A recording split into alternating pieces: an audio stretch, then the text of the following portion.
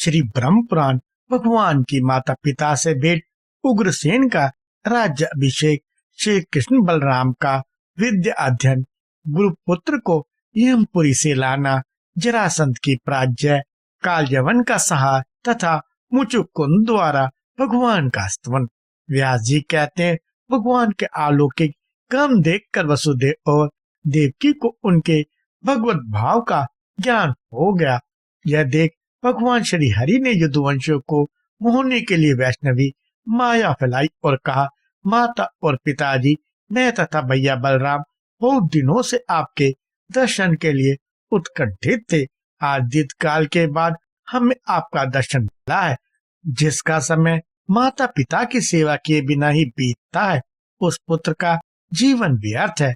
वह जननी को कष्ट देने वाला माना गया है। साधु पुरुषों में उसकी निंदा होती है। जो गुरु, देवता, ब्राह्मण और माता पिता का पूजन सत्कार करते हैं, उन्हीं का जन्म सफल होता है। पिताजी, हम लोग कंस के बल और प्रताप से पराधीन हो गए थे, अतः हमारे द्वारा जो अपने कर्तव्य का उल्लंघन हुआ है वह सब आप क्षमा करें। यूं कहकर दोनों भाइयों ने माता पिता को प्रणाम किया। फिर क्रमशः यदुकुल के सभी बड़े बूढ़ों का चरण स्पर्श किया। इस समय अपने विनयपूर्ण बर्ताव से समस्तपुर वासियों के मन में अपने प्रति स्नेह का संचार कर दिया। कंस के मारे जाने पर उसकी पत्नियां और माताएं शोक और दुख में डूब गई तथा उसको सब ओर से घेर कर अनेक प्रकार के विलाप करने लगे। उन्हें घबराई और दुखी देख श्री कृष्ण ने स्वयं भी नेत्रों से आंसू बहाते हुए उन सबको सांत्वना दी। उग्रसेन को कैद से छुड़ाया और अपने राजपद पर अभिषेक कर दिया। राज्य आसन पर बैठने के बाद उग्रसेन ने अपने पुत्र के तथा अन्य मरे हुए व्यक्तियों के पारलौकिक कार्य किए। मृतकों की औदुदेय क्रिया करने के पश्चात जब उग्रसेन पुनः राजसिंहासन पर बैठे, तब श्री कृष्ण ने उनसे कहा, महाराज, जो भी आवश्यक कार्य हो उसके लिए मुझे निशंक होकर आज्ञा दे। जब तक मैं आपकी सेवा में मौजूद हूँ तब तक आप देवताओं को भी आज्ञा दे सकते हैं। फिर इस पृथ्वी के राज्यों की तो बात ही क्या है। उग्रसेन से यूं कहकर श्री कृष्ण वायु देवता से बोले, वायु, तुम इंद्र के पास जाओ और उनसे मेरा ये संदेश कहो। इंद्र, तुम अभिमान छोड़कर महाराज उग्रसेन को सुधर्मा सभा दे दो। श्री कृष्ण कहते हैं, यह राज्य के योग्य उत्तम रत्न है, अतः सुधर्मा सभा में यदुवंशियों का बैठना सर्वथा उचित है। भगवान के यूं कहने पर वायु देव ने शचीपति इंद्र से सब कुछ कहा। इंद्र ने वायु को सुधर्मा सभा दे दी। वह दिव्य सभा सब रत्नों से संपन्न थी। गोविंद की भुजाओं की छत्र छाया में रहने वाले यादव वायु द्वारा लाई हुई उस सभा का उपभोग करने लगे। श्री कृष्ण और बलभद्र संपूर्ण विद्याओं के ज्ञाता और पूर्ण ज्ञान स्वरूप थे, तथापि शिष्य और आचार्य की परंपरा को सुरक्षित रखने के लिए उन्होंने काश्यप गोत्र में उत्पन्न अवंतीपुरी निवासी सांदीपनि जी के यहाँ विद्या अध्ययन के लिए यात्रा की।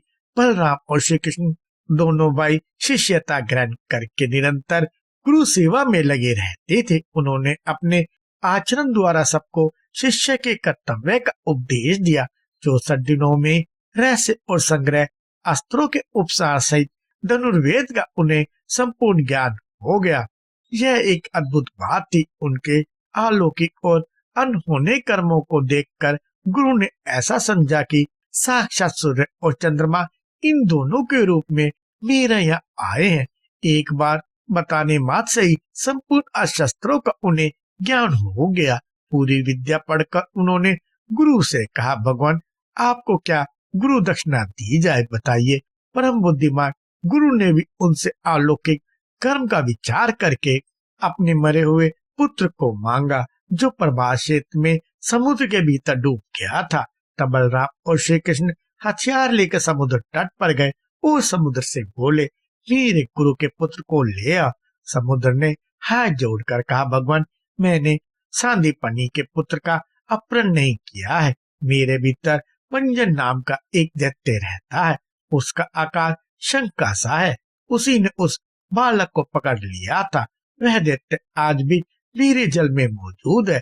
समुद्र के यूं कहने पर भगवान ने जल में प्रवेश करके पंजन को मार डाला और उसकी हड्डियों का उत्तम शंख ग्रहण किया। उसका शब्द सुनकर दैत्यों का बल क्षीण होता, देवताओं की शक्ति बढ़ती और अधर्म का नाश होता है। तदंतर भगवान श्री कृष्ण और बलवान बलराम जी यमपुरी में गए। वहां उन्होंने शंखनाद किया और व्यवस्थ यम को जीतकर गुरु के पुत्र को प्राप्त कर लिया। वह बेचारा वहां नरक की यातना भोग रहा था। उसे पहले जैसा शरीर प्रदान कर दोनों भाइयों ने गुरु को अर्पित किया। तत्पश्चात वे दोनों बंधु उग्रसेन द्वारा पालित मथुरापुरी में चले आए।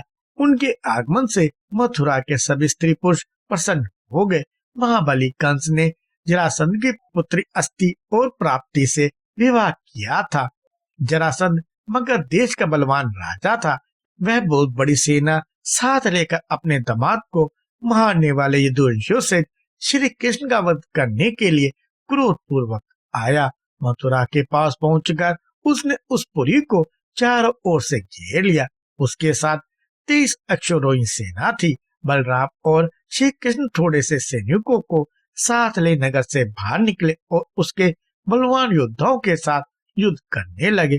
उस समय उन्हें अपने पुरातन आयुधों को ग्रहण करने की इच्छा हुई। उनके मन में ऐसा संकल्प आते ही सुदर्शन चक्र, शांग धनुष, बाणों से बना हुआ अक्षय तुनीर और कुमोद की गदा, ये सब अस्त्र श्री कृष्ण के हाथ में आ गए।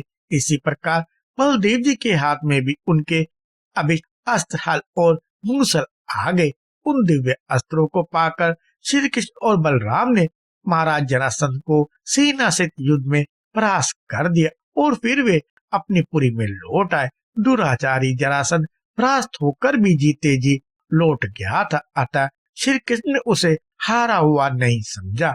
वह पुनः बहुत बड़ी सेना के साथ मथुरा पर चढ़ा है और बलराम तथा श्री कृष्ण ने परास्त होकर भाग खड़ा हुआ। इस प्रकार अत्यंत दुर्मद मगधराज ने श्री कृष्ण आदि यदुवंशियों के साथ 18 बार लोहा लिया, परंतु प्रत्येक युद्ध में उसे यदुवंशियों द्वारा मुंह की खानी पड़ी। यद्यपि उसके पास सेना अधिक थी तो भी थोड़ी सी सेना वाले यादवों ने उसे मार भगा।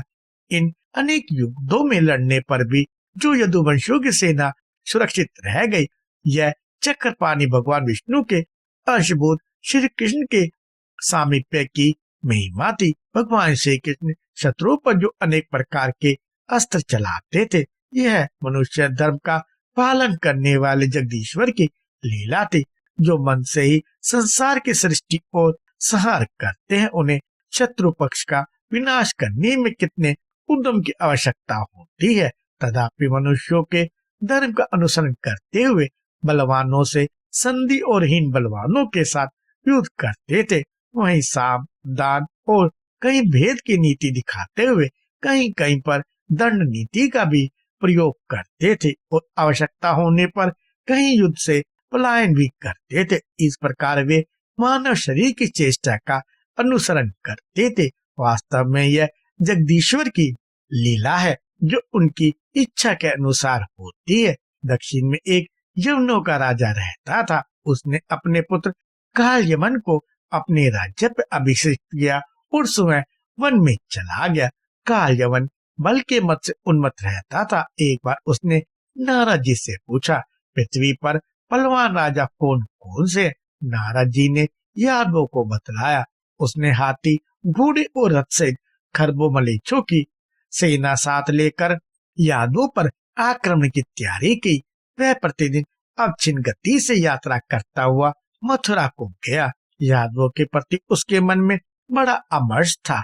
उसके आक्रमण का समाचार सुनकर श्री कृष्ण ने सोचा, यदि कालयवन ने आकर यादवों की सेना का संहार कर दिया तो अवसर देखकर मगधराज जरासंध भी आक्रमण करेगा, और यदि पहले जरासंध ने ही आकर हमारी सेना को क्षीण कर दिया तो बलवान कालयवन बचे कुचे सैनिकों को मार डालेगा। ओह, यदुवंशियों पे दोनों प्रकार से संकट उपस्थित है, अतः इससे बचने के लिए मैं यादवों के निमित्त अत्यंत दुर्जय दुर्ग का निर्माण करूंगा।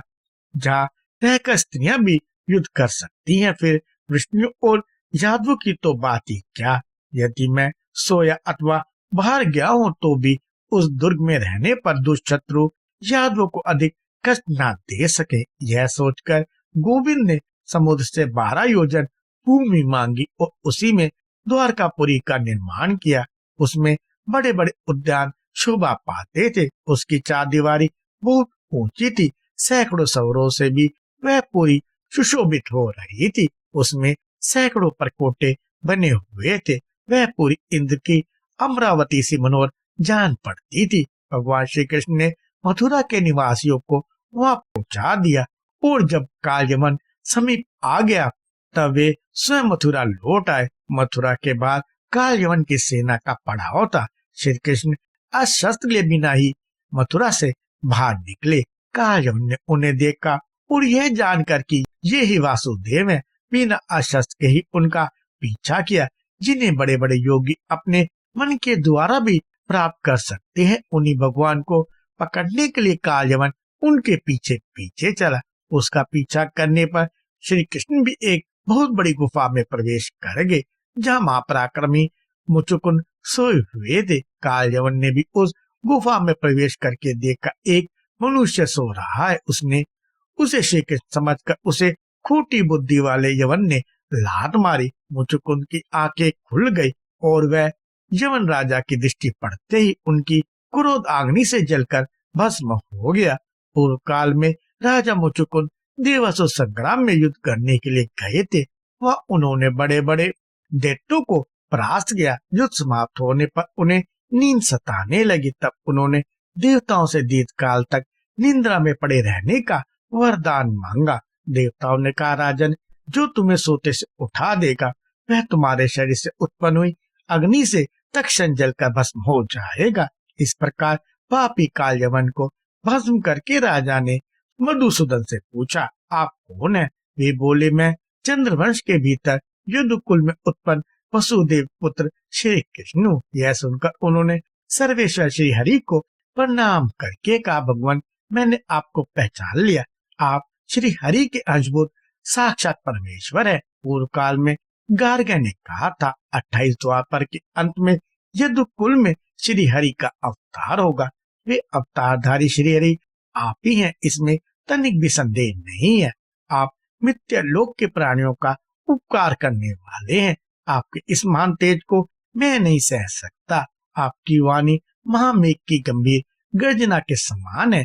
देवासुर संग्राम में दैत्य पक्ष के महान योद्धा भी आपके जिस महान तेज को सहन ना कर सके, वही तेज आज मेरे लिए भी असहम है। संसार सागर में पड़े हुए जीव के लिए एकमात्र आप ही परम आश्रय हैं। शरणागतों की पीड़ा दूर करने वाले हैं। भगवान, मुझ पर प्रसन्न होइए और मेरे अमंगल को हर लीजिए। आप ही समुद्र, पर्वत, नदी, वन, पृथ्वी, आकाश, वायु, जल, अग्नि तथा पुरुष है। पुरुष से भी परे जो व्यापक जन आदि विकारों से रहित, शब्द आदि से शून्य, सदा नवीन तथा वृद्धि और क्षय से रहित तत्व है, वह भी आप ही हैं। देवता, पितर, यश, गंधर्व, राक्षस, सिद्ध, अप्सरा, मनुष्य, पशु, पक्षी, सर्प, मृग तथा वृक्ष सब आपसे ही उत्पन्न हुए हैं। इस चराचर जगत में जो कुछ भी भूत या भविष्य, मूर्त या अमूर्त अथवा स्थूल या सूक्ष्मतर वस्तु है, वह सब आपके सिवा कुछ भी नहीं है। भगवान, इस संसार चक्र में आध्यात्मिक आदि तीनों तापों से पीड़ित हो सदा भटकते हुए मुझे कभी शांति नहीं मिली। नाथ, मैंने मृत तृष्णा से जल की आशा करके दुखों को ही सुख समझकर ग्रहण किया, अतः वे सदा मेरे लिए संताप के ही कारण हुए। पर वो राज्य, पृथ्वी, सेना, कोष, मित्र, पुत्र, पत्नी, भृत्य और शब्द आदि विषय, यह सब कुछ मैंने सुख बुद्धि से ग्रहण किया, परंतु देवेश्वर, परिणाम में ये सब मेरे लिए संतापप्रद ही सिद्ध हुए हैं। नाथ, देवलोक की उत्तम गति को प्राक देवताओं को भी जब मुझसे सहायता लेने की इच्छा हुई, तब वहां भी नित्य शांति कहाँ है? आप संपूर्ण जगत के उद्गम स्थान है। परमेश्वर, आपकी आराधना किए बिना सनातन शांति कौन पा सकता है? जिनका चित्त आपकी माया से मोहित है, वे जन्म, मृत्यु और जरा आदि कष्टों को भोग कर अंत में यमराज का दर्शन करते हैं। तदंतर सैकड़ों पाशों में आबद्ध हो नरकों में अत्यंत दारुण दुख भोगते हैं। यह विश्व आपका स्वरूप है। परमेश्वर, मैं अत्यंत विषयी हूँ और आपकी माया से मोहित होकर ममता के अगाध गर्त में भटक रहा हूँ। वही मैं आज अपार एवं स्तवन करने योग्य आप परमेश्वर की शरण में आया हूँ, जिससे बिन दूसरा कोई परम पद नहीं है। मेरा चित्त सांसारिक श्रम से संतप्त है, अतः मैं निर्वाण स्वरूप आप परमधाम परमात्मा की अभिलाषा करता हूँ। व्यास जी कहते हैं, परम बुद्धिमान राजा मुचुकुंद के इस प्रकार स्तुति करने पर आदि अंतरहित सर्वभूतेश्वर श्री हरि ने कहा, नरेश्वर, तुम अपनी इच्छा के अनुसार दिव्य लोकों में जाओ और मेरे प्रसाद से उत्तम ऐश्वर्य से संपन्न होकर वहाँ के दिव्य भोग भोगो।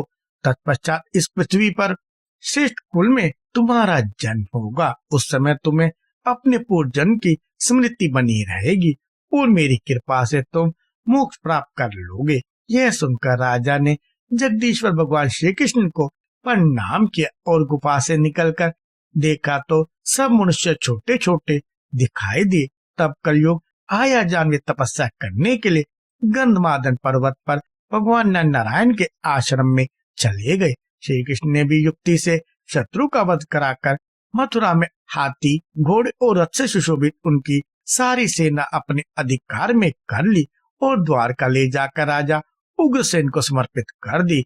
असंपूर्ण यादव शत्रु के आक्रमण की आशंका से निर्भय हो गए। कृपया लाइक, शेयर और सब्सक्राइब करें।